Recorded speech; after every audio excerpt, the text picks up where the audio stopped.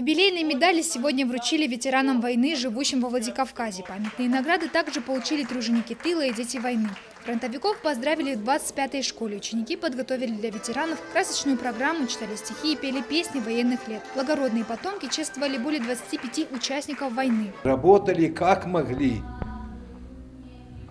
И военным помогали. Носили, пищу передовую.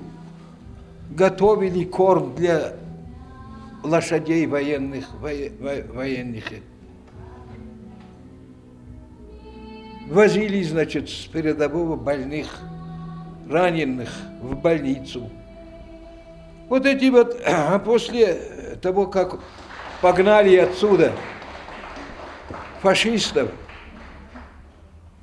вся эта нагрузка, которую должны были нести наши братья, которые воевали, легла на наши плечи. Юбилейные медали вручают ветеранам по всей стране. Во Владикавказе вручат порядка 6000 наград. Более 1000 фронтовиков их уже получили. Тем, кто по состоянию здоровья не выезжает на масштабные праздники, знаки отличия вручают дома. Напомним, юбилейная медаль «70 лет победы в Великой Отечественной войне» учреждена 21 декабря 2013 года указом президента России. Дзираса Багаева, Евгений Маркин, Осетия ТВ.